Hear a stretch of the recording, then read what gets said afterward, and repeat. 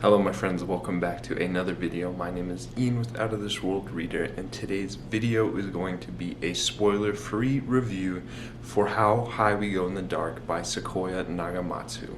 This was actually one of my most anticipated releases for the first 4 months of 2022, and I put it on there mostly because it covered topics of a climate plague, but it was also kind of like a sci-fi dystopia that really sounded interesting. It kind of spanned several generations, all kind of impacted by this climate plague, so that'd be very interesting and something I haven't checked out before.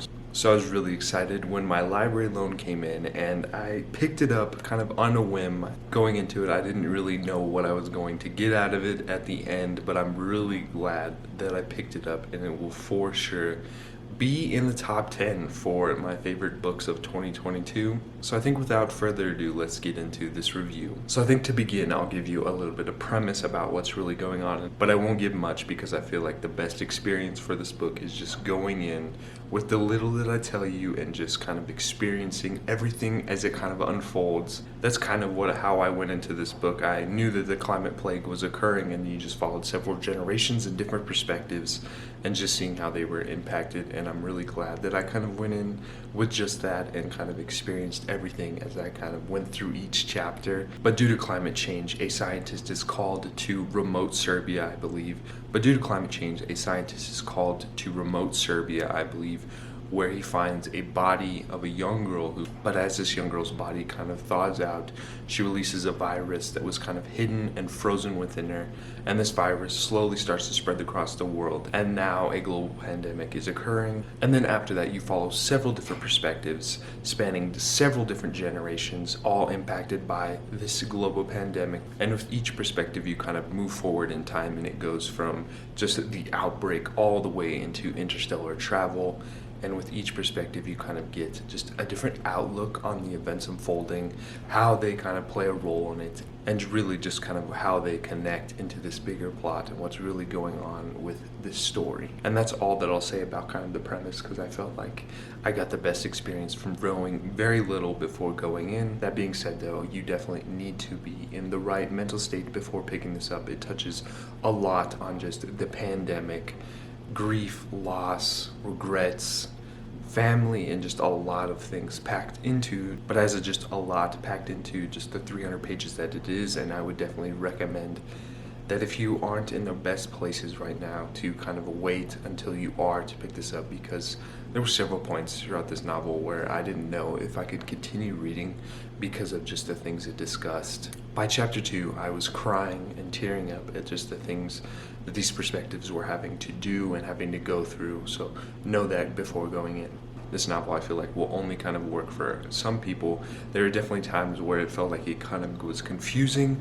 There was a chapter about kind of telepathic pigs, so at times it can be kind of definitely kind of dystopia and kind of weird, but each chapter has something deeper kind of hidden within that you kind of have to unpiece and kind of connect to what's really going on with it. Whether that's kind of like suffering from grief and loss, to just connecting back with family and friends.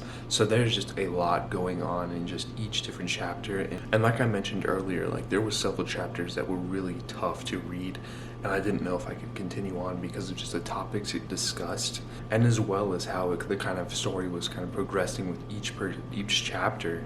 Like I feel like in the beginning, like it really kind of broke my heart to kind of read it, and then towards the end, as the things kind of got better and just you learned more about what's really going on, like it started to piece you back together, and that's what I really enjoyed. Like in the beginning it was really rough, but as it kind of went on, I just really started to connect more with it and understand what's really going on here. It really kicks off in the beginning with just the pandemic, and it was honestly really scary to see how much this climate plague kind of connected to COVID-19. A couple different chapters followed kind of frontline workers in this climate plague, in what would be considered like essential workers. So it was just crazy to kind of see how much it related to what's really happened and what really occurred. So it's just crazy to see how much it kind of connected to COVID-19 and just seeing how much it kind of related to what we went through. And I almost bet that the author Sequoia Nagamatsu kind of included research that he did and experiences that he had from COVID-19 to help influence just the story and kind of go about how to tackle like a climate plague and how much it kind of affected different walks of life and different kind of jobs and occupations that kind of had to experience and go through this. Even at the end, kind of reconnecting with friends and family, like you can now kind of start to see that as the COVID-19 kind of starts to ease down and restrictions are kind of lifting, and it's just like, it was just crazy to see how much like I'm seeing this unfold outside and just seeing how people are finally reconnecting, especially like university with kind of masks being lifted, going back to in-person classes, and it was just like eye-opening and mind-blowing to see how this connected. At some points the writing was beautiful, but I feel like the storytelling of this was absolutely mesmerizing, and seeing how everything kind of connected in the end when at points like it felt like there was no way that this was kind of going to connect. Like even with the telepathic pigs and just all the other things, like when I was reading that, because that's like the second chapter, so I was like, how is this going to connect in the end? And that was what I was worried about in the beginning, because I was worried that I just wasn't going to enjoy this. But as I continued on and just seeing how everything kind of pieced together, like that was just completely mind-blowing and mesmerizing. I mean, that's one of the things that I just loved about this kind of short story. I would consider this, because I read a lot of large books. So being that in 287 pages, just seeing how each chapter and each perspective kind of connected to something bigger, I thought that was well done. It was also very scary to see kind of like a possible future for Earth due to climate change. Most of the chapters actually kind of touch on just more of the effects of climate change and cities and lives kind of being changed overnight due to kind of rising waters, disasters, fires, and all kinds of stuff that we are seeing today. And it was just kind of heartbreaking and kind of scary to see that this is possibly what the future for Earth is going to look like. Like it touched on like seawalls being constructed and cities kind of vanishing overnight, rising waters, and just all things relevant today.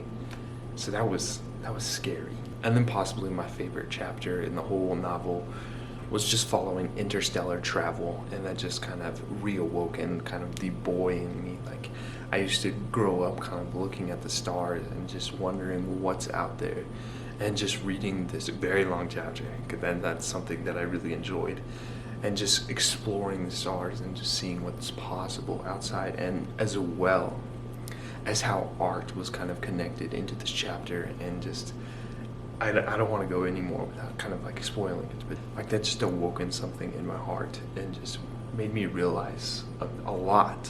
By the time that I got to that chapter in this book, I had realized just a lot about my life and how a lot of things that I've had happen in the past and recently all were kind of connected. Not so much connected, but kind of how they helped me deal with just these events that were kind of occurring in my life and what the future looked like. So by the time that I got to that book, like my opinion of just where it was going had completely changed.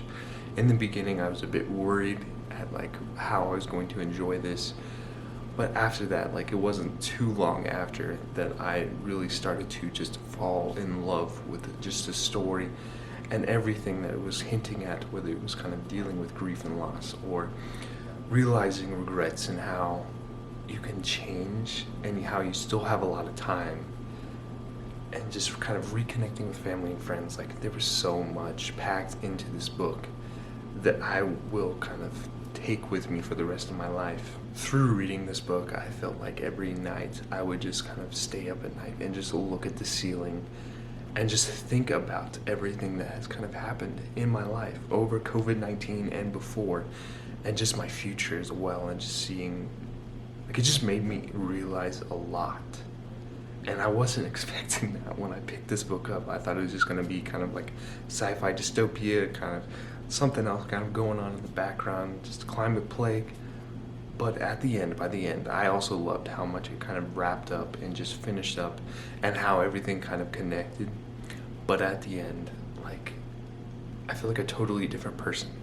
and I'm thankful that I picked this up. It honestly really came to me at just the right time in my life. I've had some difficult things happen with university and kind of some dips in the road. Without going into kind of like a sob story, like, it just really kind of connected with me, and I'm so glad that I picked it up.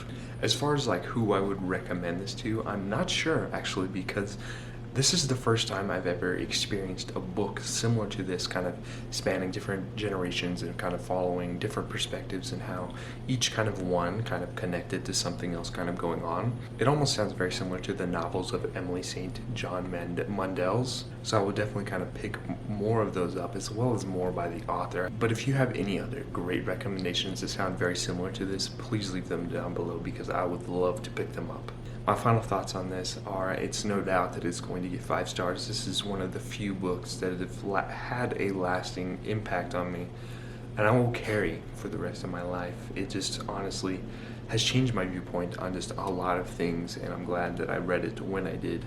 If you can go along with some of the sci-fi and dystopian aspects that are kind of covered in this, I definitely think you will enjoy this as well. You definitely have to kind of go along with it. In the beginning, it might be tough trying to see how everything is kind of connecting and just getting over kind of like the talking pigs and stuff like that.